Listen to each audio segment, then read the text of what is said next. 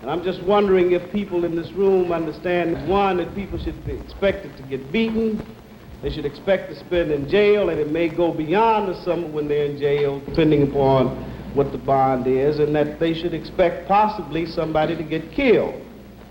And I was just wondering if there's any reaction to that, or has that been discussed, and is it fruitful at this first stage of the orientation to raise these questions so that people want to turn back, they can turn back now without going through this whole week without understanding the tremendous dangers that are involved. I'm Walter Cronkite. That dark-haired boy sitting in the middle of a group of civil rights workers was Andrew Goodman as he listened to a lecture at a civil rights seminar in Ohio last week. Tonight, Andrew Goodman and two companions, Mickey Schwerin and James Cheney, are the focus of a whole country's concern. They have been missing since Sunday in Mississippi, where they had gone as part of the Mississippi Freedom Summer Project, a project designed to draw national attention to the problem of Negro rights in that state. For the latest on the search for the three missing boys, we switch to CBS News correspondent Lou Wood in Jackson, Mississippi. The federal government sent its first federal forces into Mississippi in this first week of the Freedom Summer Project. They carried no arms, came to enforce no laws, but instead to join the search for the three missing civil rights workers. Instead of the Marines first mentioned by President Johnson, the Navy sent a convoy of 200 sailors from the nearby Naval Air Station at Meridian.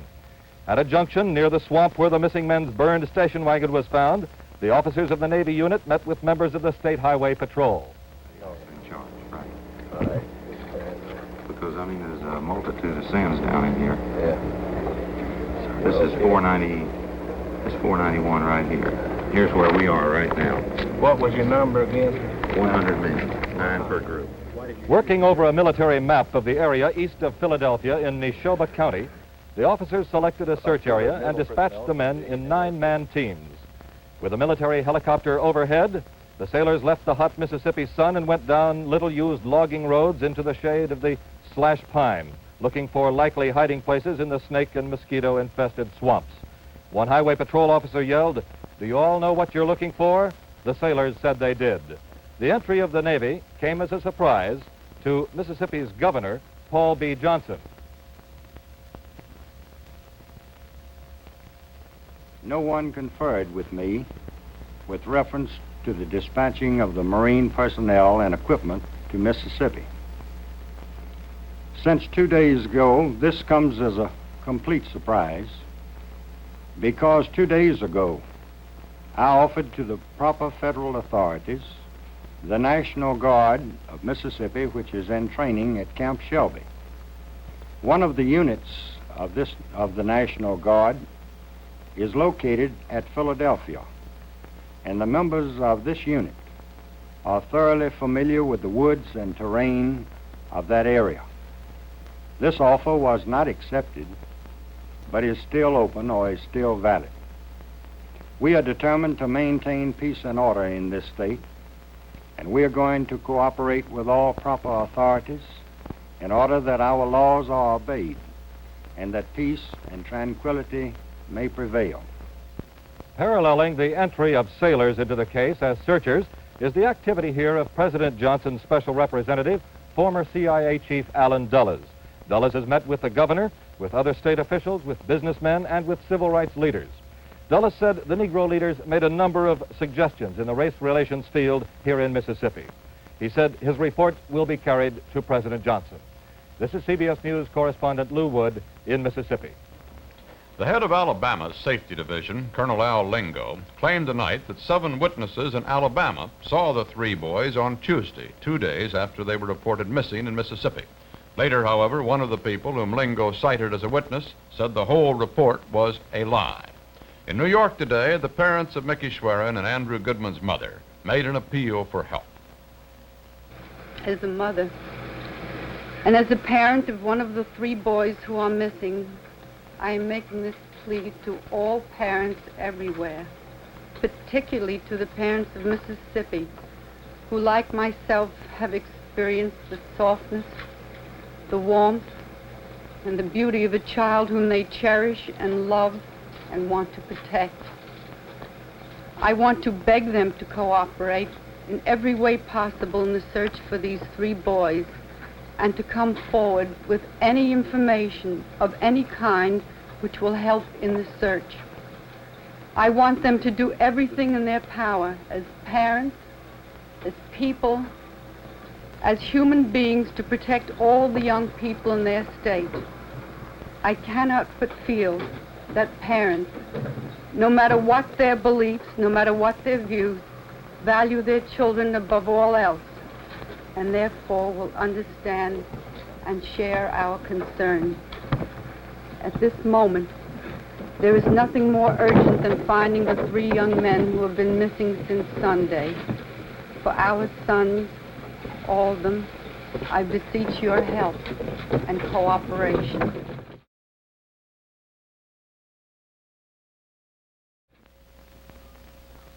This is a CBS News special report. The search in Mississippi, with CBS News correspondent Walter Cronkite. The summer of 1964 will be marked in history as the summer of civil rights. First, because of the Civil Rights Bill, which has passed the Senate, is under consideration in the House of Representatives, and probably will be signed into law by July 4th. But this also will be known as the Summer of Civil Rights because of a program which began on June 22nd, the Mississippi Freedom Summer Project. Civil rights leaders organized this project about a year ago. They did it because they say for 4 years, most of their efforts to increase voter registration among Negroes in Mississippi had met with very little success.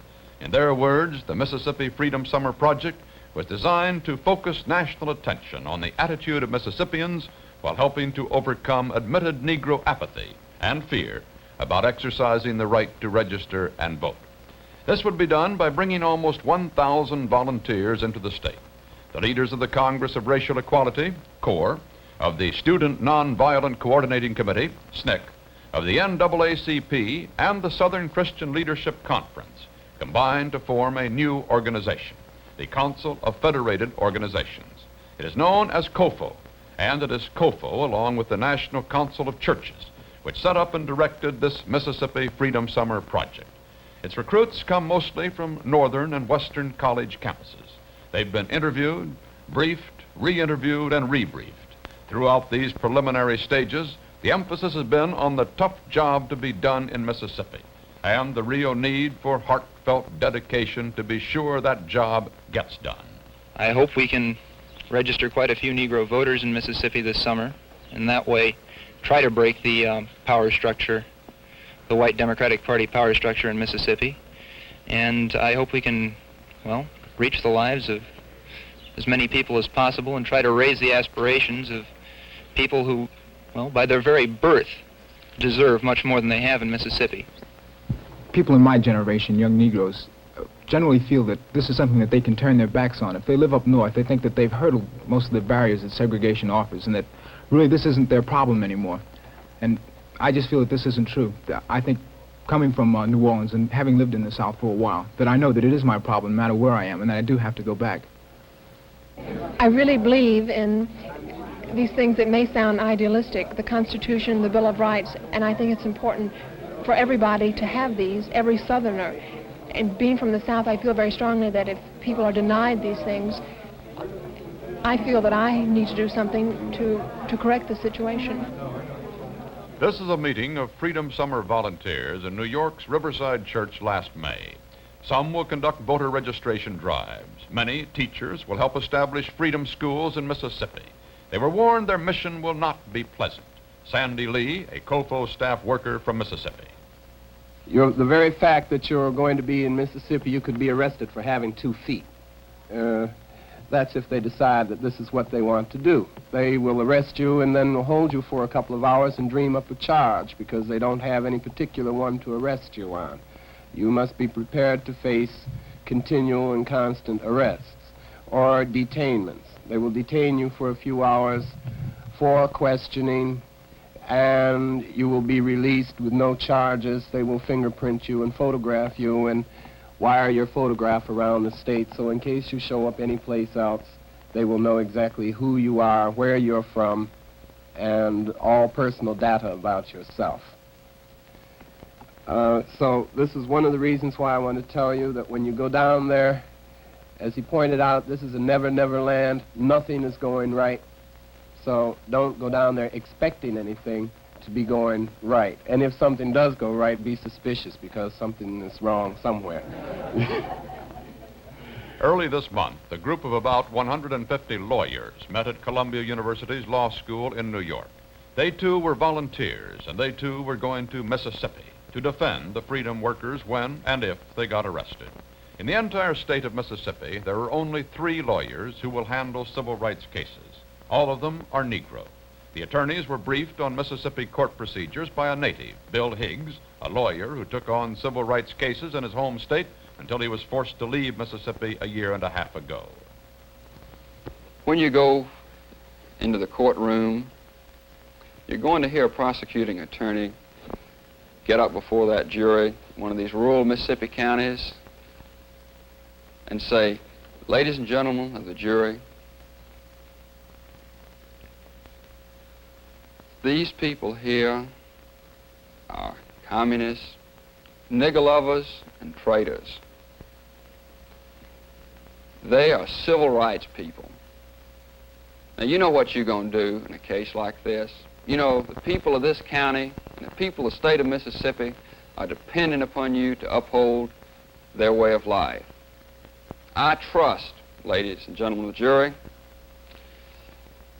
that you are going to return that verdict that you know is right in your hearts." And that's what the prosecuting attorney is going to say. And these people may take 5 minutes to return that verdict of guilty against your client. They may not even stay out that long. On the weekend of June 13th, the first group of some 200 volunteers arrived at the Western College for Women in Oxford, Ohio. All paid their own way, and they were all required to have a sponsor agree in advance to provide bail funds should they be arrested in Mississippi. It might have been any summer session at any college campus. This first group was made up mostly of communications workers, volunteers who would try to get COFO's story out to the world at large, and political workers, volunteers who would conduct the voter registration drive. The week's work was outlined to them by Bruce Hanson of the National Council of Churches, a co-sponsor of the Mississippi Freedom Summer. Nobody can predict how the state may or may not react to the fact that there are a number of people giving their summers to work in the state with the staff that's already there. And one of the purposes here on the part of the staff from the state who are here serving as teachers, on the part of consultants and special resource people, will be to make certain that everybody gets a realistic appraisal of the risks involved in this work. As the week progressed, specific assignments were made. So many people to Sunflower County, others to Hattiesburg, Clarksdale, or Natchez. Each group met with the COFO staff worker who would supervise their activities. The talk became more detailed. Don't ever go anywhere alone. Avoid riding in cars with white and Negro passengers. Remember that the Negro families you will be living with are poor. Don't expect the kind of accommodations you're used to. And above all, remember that you might be arrested. And if you're arrested, you might be beaten. Try to bring your knees all the way up to your elbows. Don't cross your legs. Hey now, most likely a cop won't try to chunk you in here, but he will hit you across here. You can generally take those licks. But now notice the only other parts of his body that can be hit is across the rump and the back. And if he tries to hit him across here with his billy club, he's going to hit both of his hand and his arm. You see that? He can hit him in the back of the head probably, but he can't get his face, and he can't possibly damage the front parts of his body. And I think that's about the most important. By Saturday, the 20th, the volunteers were as ready as they were ever going to be. They left the same way they came, some by bus, others by private car. This is Matthew Harris from Shaker Heights, Ohio. He's 22, a graduate of Colgate University. He wants to be a writer, so he'll be going on to the University of North Carolina in the fall. He's a communications worker assigned to Columbus, Mississippi, but he's taking 3 other volunteers to Ruleville in Sunflower County first.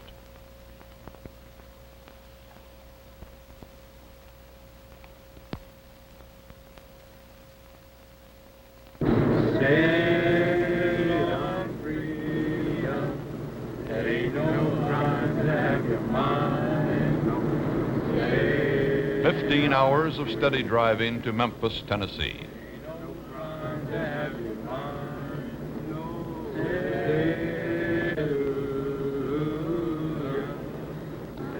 A few hours sleep, but early the next morning across the border to Mississippi. 3 more hours of driving and the group arrived in Ruleville, a town of about 2,000, and their home for the next few weeks. Johnson? Yes. How are you? Fine. My name is Carol. Ms. Johnson. Hell, we met anyhow. Yeah. How do you do? Pleased to meet all of you. We're so happy to have you. We here at Root, we're looking forward to your coming. My name and is Mike Carroll. Yeah. Glad to meet you. How you do? How you do? Yeah, I'm Miss My Johnson. name's Larry Archibald. Miss Johnson. And Later, the volunteers gathered at a local Negro church to meet the Negroes they'll be working with. Probably the first time whites were part of a Negro congregation in Mississippi.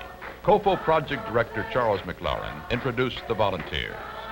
They chose to come to Mississippi to do what they can toward helping people become familiar with their government and to give to you some of the ideas that they have and the ways that they have worked in their community, to just be here with us and work with us. One of the earlier arrivals in Ruleville is a congressman's son, Len Edwards from California. He told CBS News reporter Sam Roberts about his first day in Mississippi. Tell me about your first day here. What happened?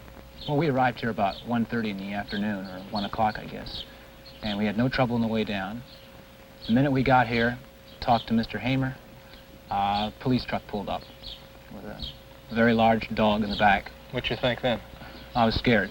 I mean, I really was scared. I was able to talk to the man, but my knees were shaking because I was sure that this was the start of everything I'd been hearing about. We had, he just took my license, said, come on down to the station, you follow me down. We forgot all the training we had. We were supposed to ask him whether we were under arrest, but we didn't ask that question. So we followed him down very slowly and got down to the office and finally did ask him. And he said, no, the mayor wanted to talk to us.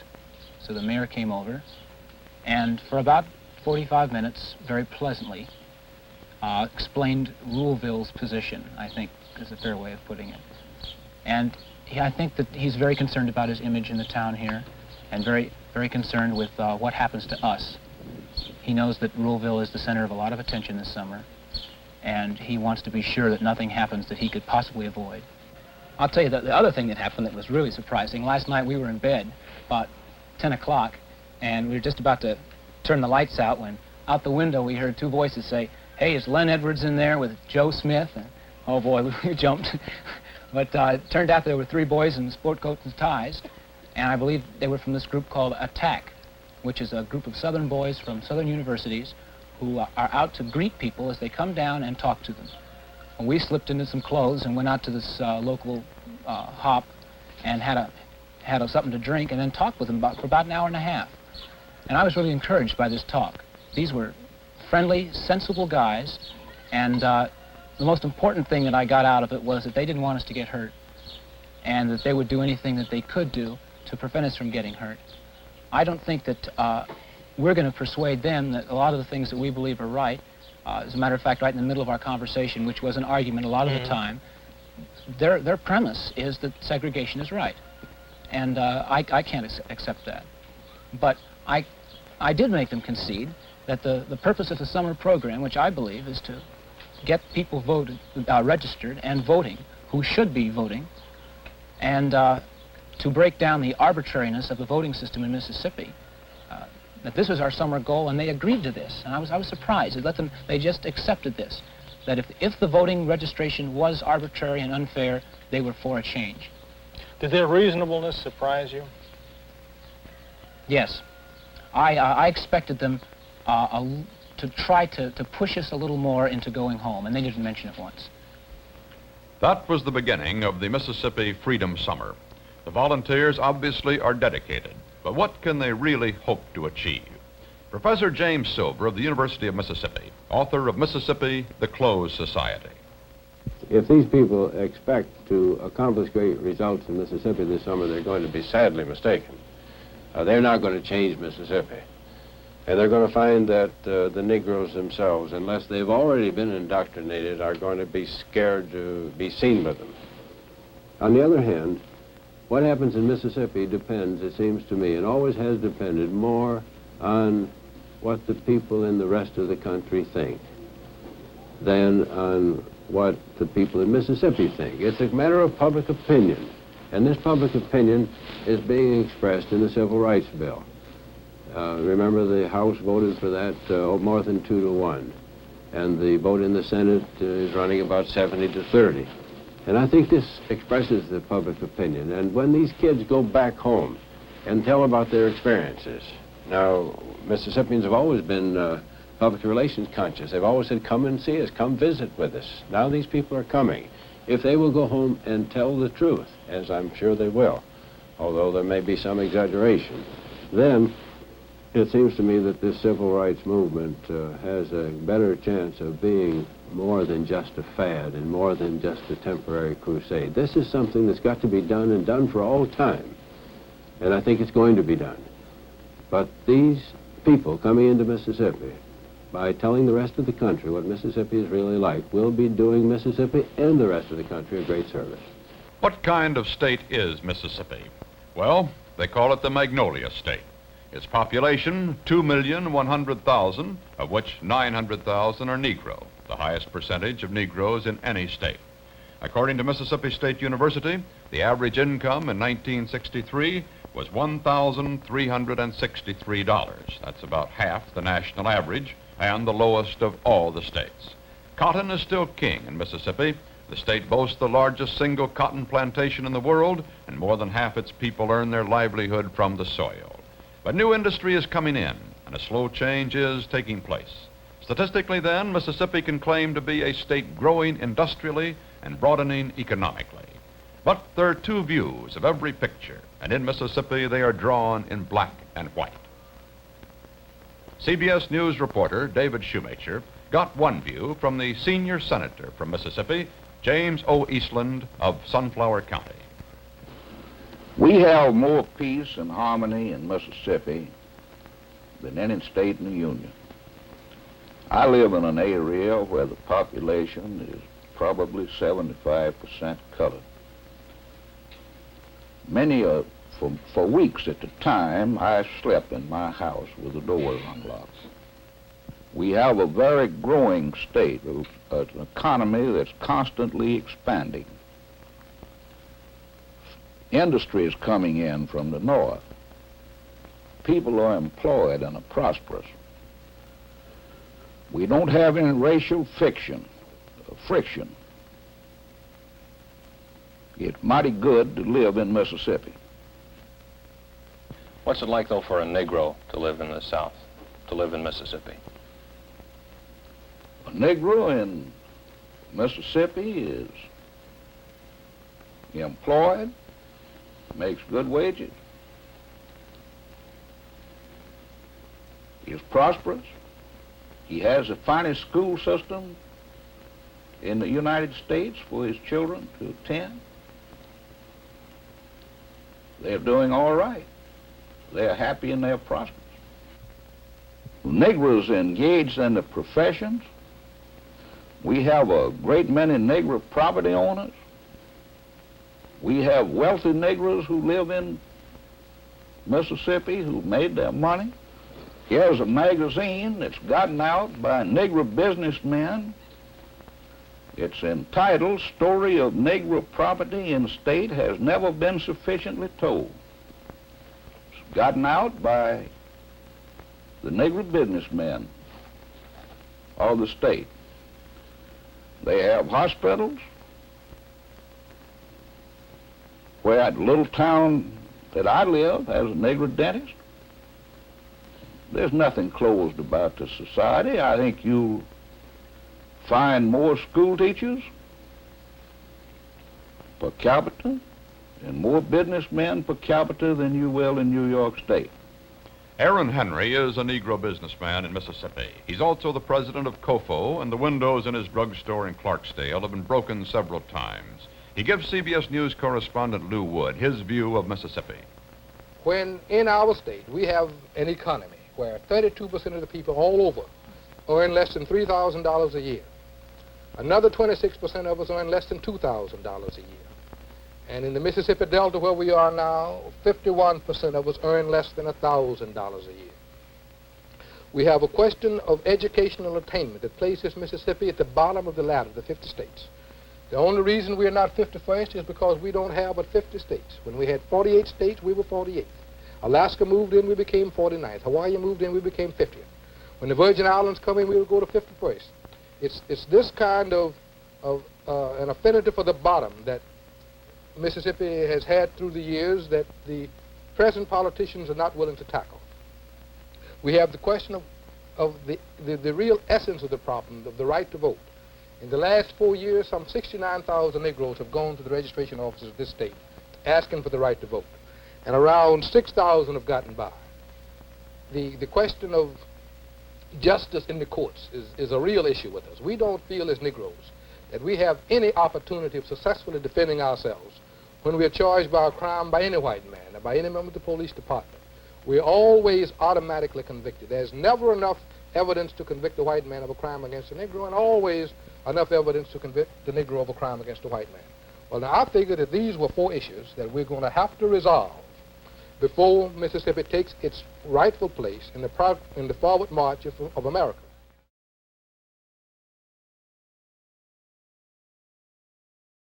Mrs. Lois Rogers is from Cleveland, Mississippi. She's 29, the mother of 5. She gave her view of the system to CBS News correspondent Hughes Rudd.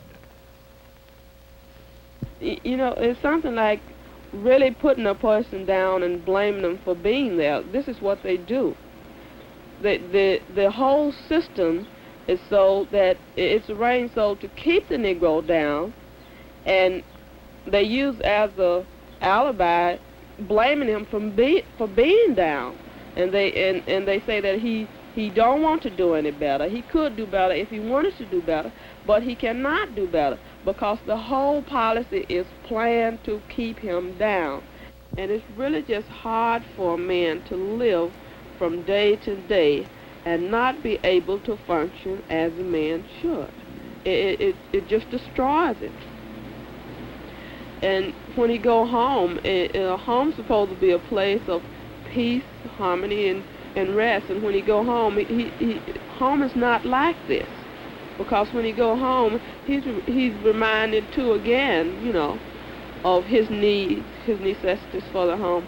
Because maybe he go home and he probably have beans for supper, this sort of things, or maybe not enough food for supper, or something that's left over from dinner. He's constantly reminded of needs in the home.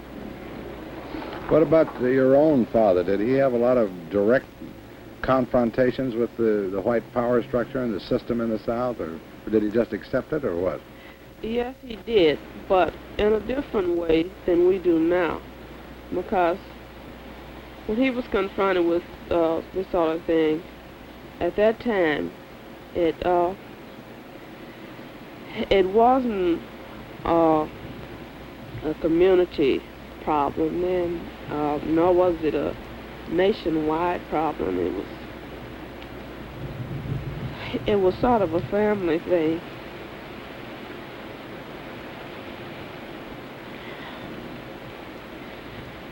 Where if a man tried to stand up and protect his family like any normal man would do,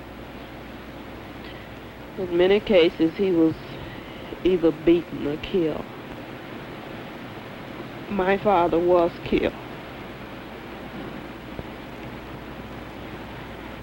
Civil rights leaders say that freedom for the Mississippi Negro begins with the right to vote. But 95% of the Negroes there do not exercise that right. Like people all over the country, some of that 95% is just not interested in voting. But some of them do want to vote, and they say they're afraid to try to register. They say that if they try, they might be beaten, bombed out, fired from their jobs, or even lynched. But Mississippi's Governor Paul Johnson told correspondent Wood the Negroes' fears are not justified. I don't find that there is any great deal of intimidation. I'm sure that there is some intimidation, and I'm sure that that intimidation does exist in every state of the American Union. There's always been some intimidation on the part of one race against another race, or one class of people against another class of people. But I don't find the intimidation to be prevalent in this state. For instance, you had some 28 to 30,000 qualified Negroes in the state to participate in the last campaign for Congress, which took place just a few weeks ago. And of that 25 or 30,000 that could have participated, there were only about 4,500 votes that were cast. The trouble is that the Negro, just like the white man, was not interested, and that this precious right to vote a lot of times is not exercised when a man actually has it.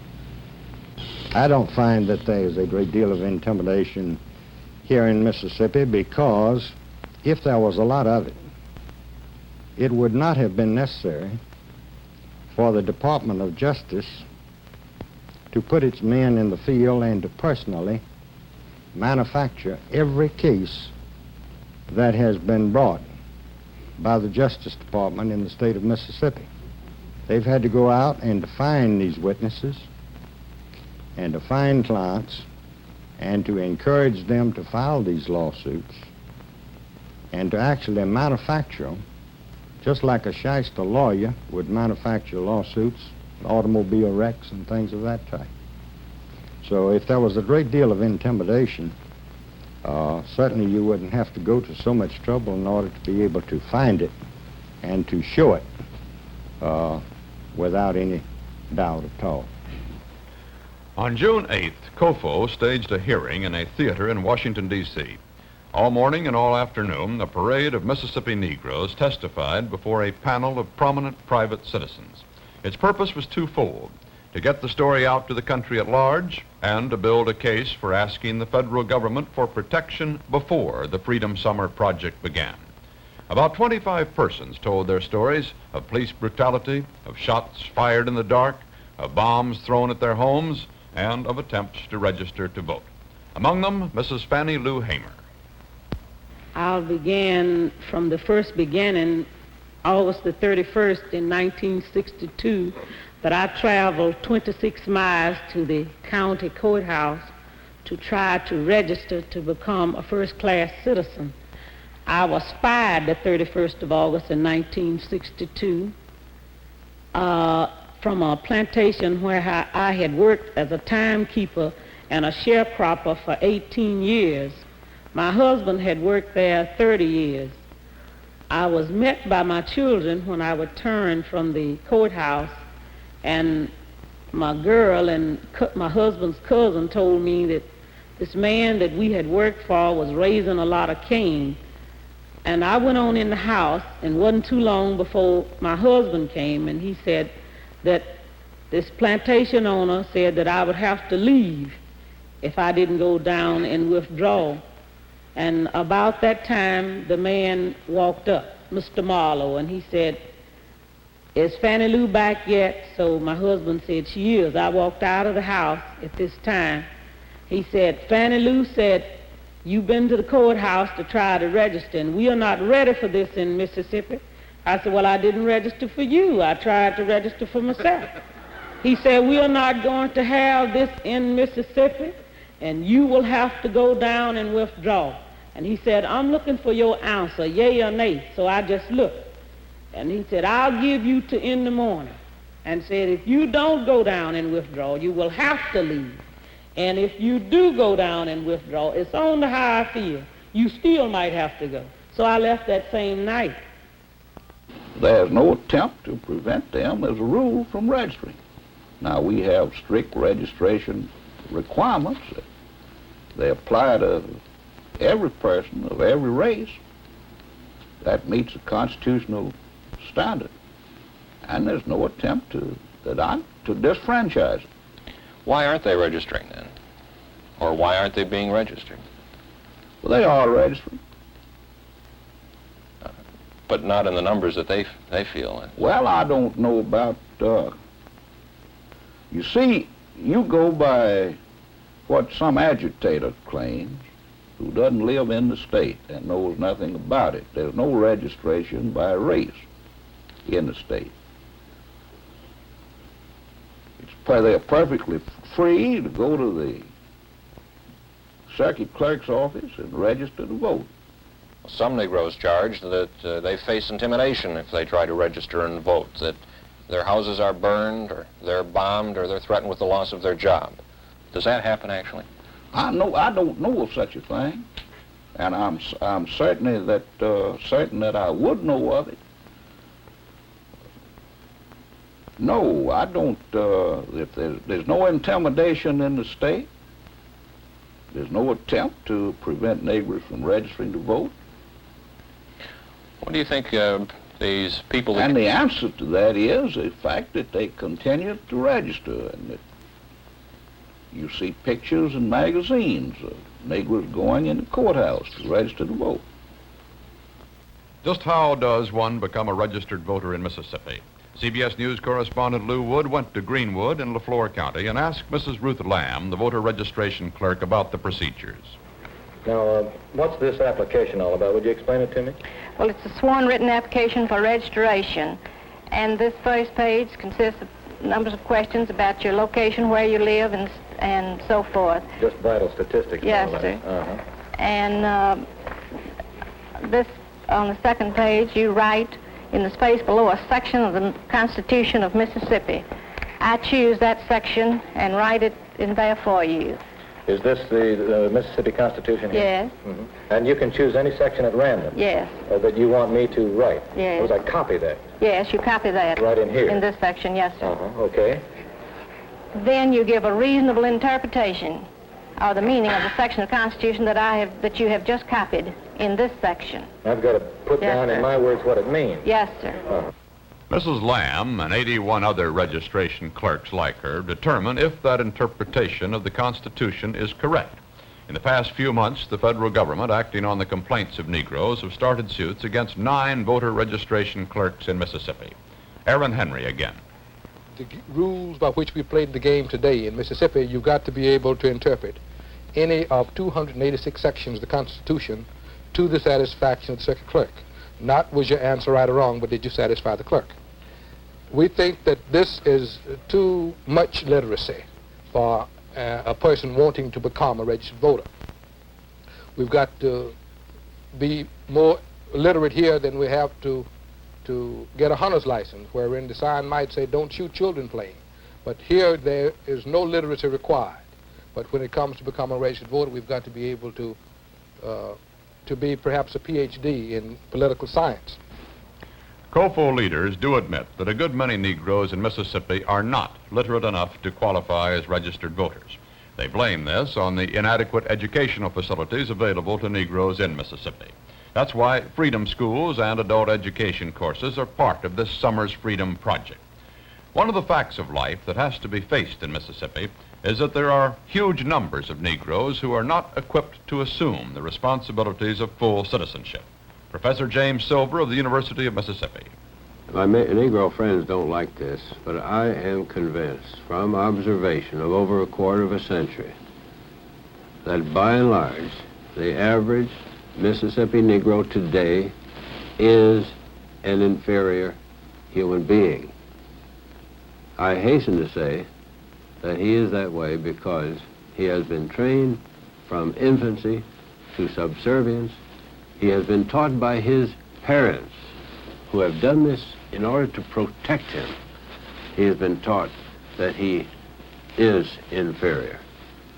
And the amazing thing to me is the number of Negroes who have come through this educational process and have not been thwarted, have not been just broken by this. But I still believe that right now, today, and this explains the apathy of the Negroes in registration drives, that these people believe that there is a position for them, they have this. And when even Governor Barnett says that the Negro doesn't want these things that the white man wants, he is he is in part right, simply because the Negro has been trained.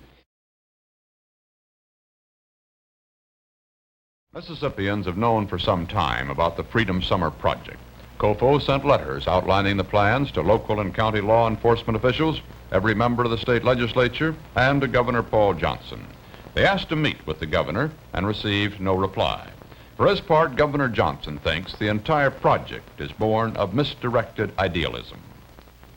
I think that these people who are coming down here, as a matter of fact I know because of some of the advance guard that has been here for some time, that the hardcore of this group are your beatnik type people. Long beards, ringlets of hair on the back of the neck, down almost to the shoulder blades, strictly nonconformists, some of them that you would call weirdos, folks that are way out. That is your hardcore group. These young people from these colleges, and I am dead serious when I say this, I know that those young people are like I was when I was in college. When I was at the University of Mississippi, I was perhaps one of the most radical guys that ever walked. But as I moved through life and had to assume a great amount of responsibilities, I became just a bit more conservative than when I left the university. These young people come down here this summer with good intentions, and I'm sure that they are quite sincere. But they do not realize that they are following a group of professional agitators, men who are hardened to life, men who have got police records as long as Illinois Central Railroad, people who have been in trouble and turmoil and strife all of their lives. Their background speaks of it. You can see it in their face. Those people have got these youngsters coming into Mississippi not knowing what the situation is. And therefore, if I were a parent, I would discourage my child from participating in this movement because of tragic consequences that could be faced by that youngster, coming into the jaws of a situation that they know nothing whatsoever about.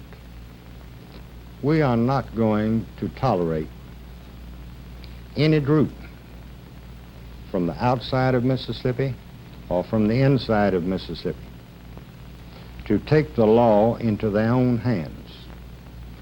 We are going to see to it that law and order is maintained, and maintained Mississippi style. What is maintenance of law Mississippi style? These are police in Jackson, and for months now, the city and the state have been steeling themselves for this summer's civil rights activities. The State Highway Patrol's manpower almost has been doubled, and its role expanded from traffic enforcement to preserving the peace. Jackson also has 6 trained police dogs.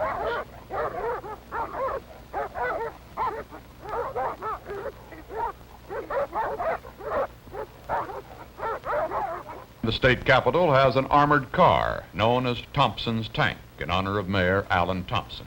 Specially built at a cost of $13,000, it carries 15 men and can be used as a battering ram. The same kind of buildup has come throughout the state.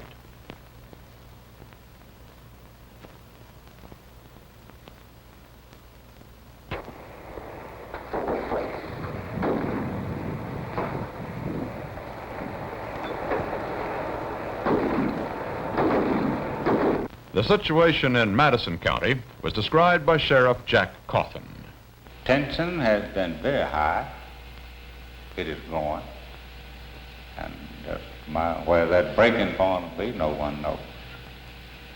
We've taken time and trouble to meet with many of the civic organizations, both rural and urban. We would requested our people, our John Doe citizens, to please let the law enforcement officers handle the job, whatever trouble it might come. And they've been very cooperative along this line. Now, as to the outside people coming in, I don't know. I don't know. We hope we'll have that cooperation. We hope they'll let us know they're here, why they're here. If not, we'll try to find out why they're here and give them what protection they need. The police and the Mississippi Summer Freedom Volunteers are aware of the hidden danger, the threat of the racial extremist. Governor Johnson says Mississippi is a big state and authorities can't keep their eyes on everyone. But not everyone there is an extremist. There are those who can talk about the COFO students without using hate words, but who nonetheless wish the whole thing never had started. In Greenwood, correspondent Lou Wood spoke to some businessmen. Well, I'd like to know what you think about the students coming in here this summer. Well, I am very sorry that they are coming. They are invaders, potential troublemakers, and the only result that I can see from their coming is a long, hot summer of agitation and probable violence, which we certainly do not want here in Greenwood. I think probably a lot of them who come down here actually have good intentions, but they just don't realize what the situation is down here and how well we get along together. And in effect, they are probably going to destroy good relations between the races down here. What really are folks worried about down here? How about you got a Negro boy working for you there. Has he said anything? Well, he said the only thing that he wanted was these people to leave him alone at his house. They keep coming around to his house and they're worrying him. They want him to join up, and he just wishes people to leave him alone. He's happy with his job. This particular colored man that works for me has lived up in Detroit, and he stayed up there for about a year, and then he came back down here to Greenwood. Is that true with a lot of the Negro population here, that they prefer not to take part or in any of this stuff? Yes, it is, and not only would they like to be left alone, but I think all of us would like to be left alone.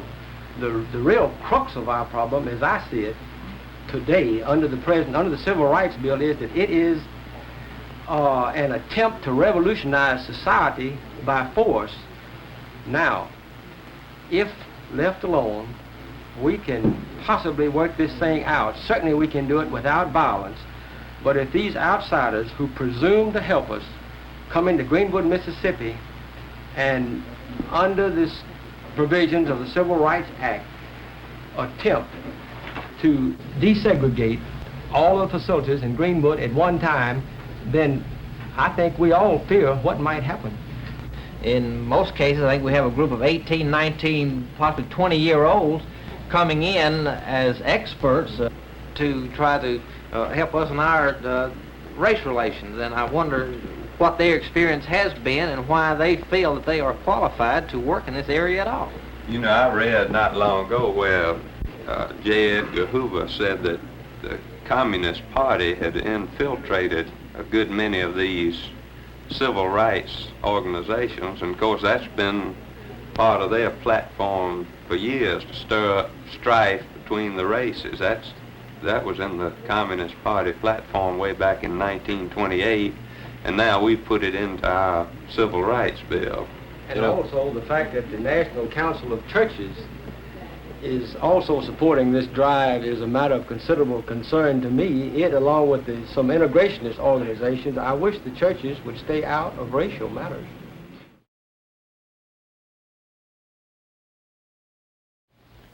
These Mississippians reflect the attitude that has become a tradition in their state.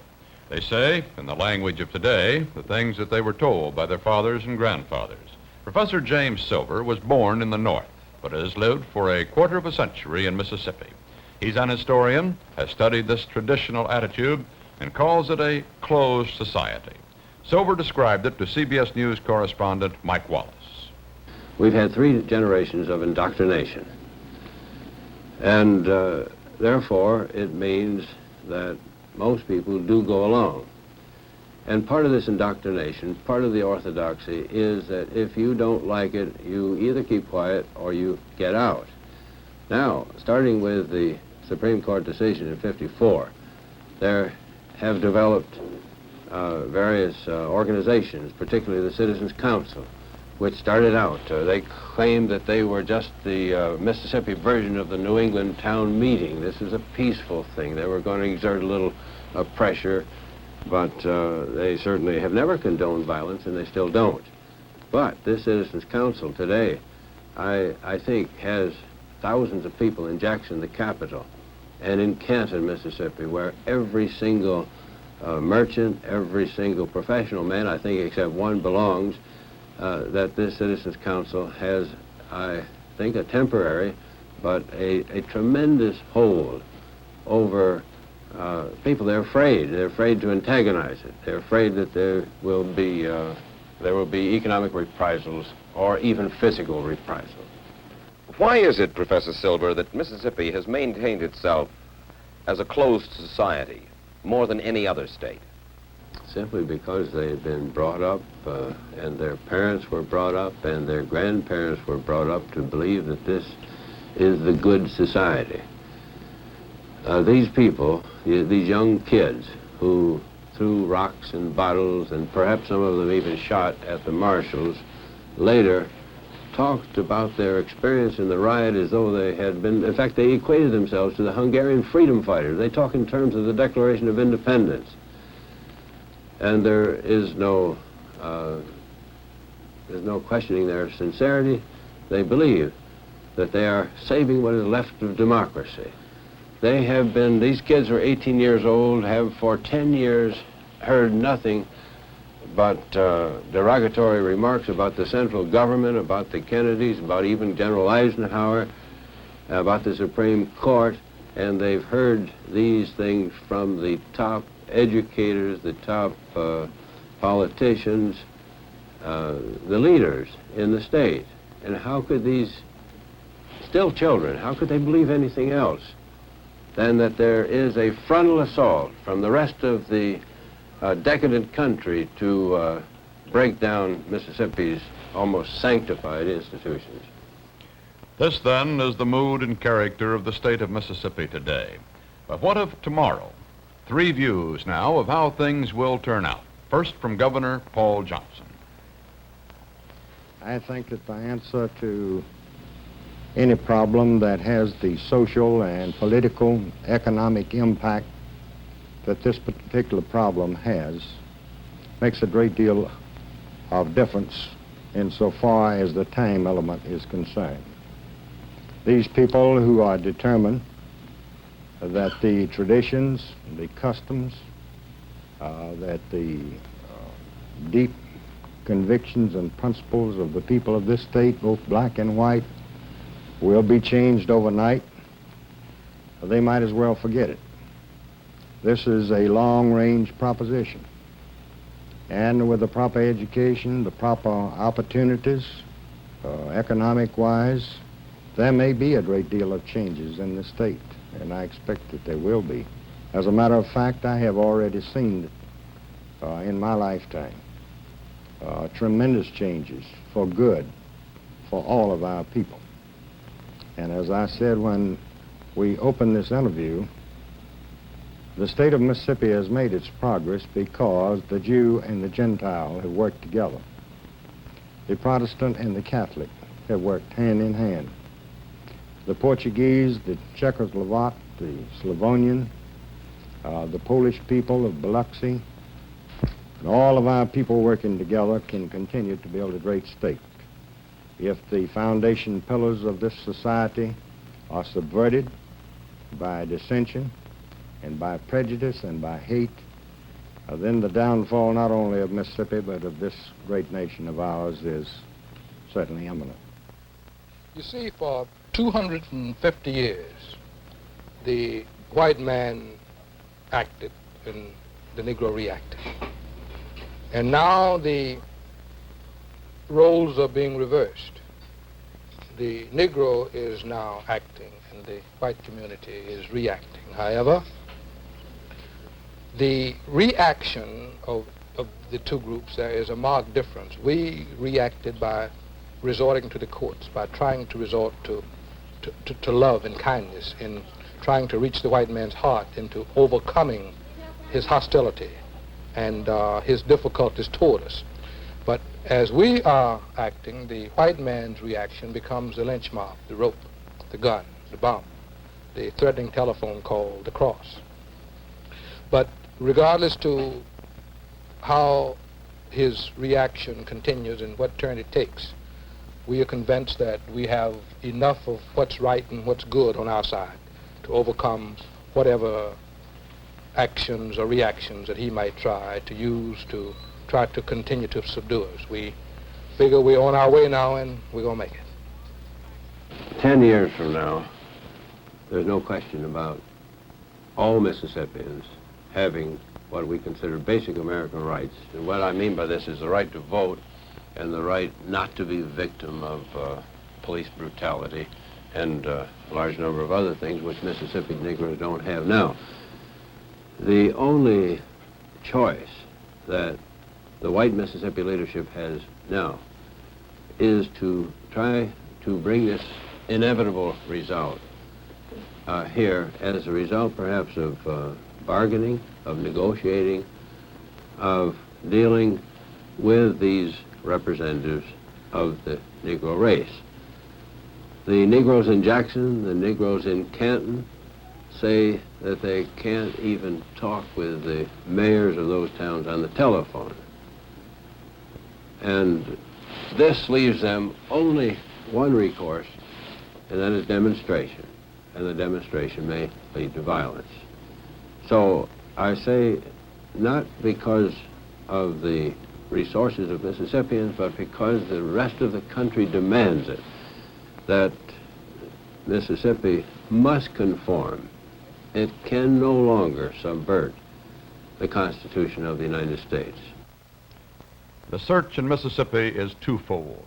Tonight it centers on 3 young men whose convictions about civil rights led them into what they knew was a dangerous situation. But long after their fate is determined, the search for peace, tranquility, and equality will continue in Mississippi, the Magnolia State. This is Walter Cronkite. Good night. This has been a CBS News special report. The Search in Mississippi, with CBS News correspondent Walter Cronkite.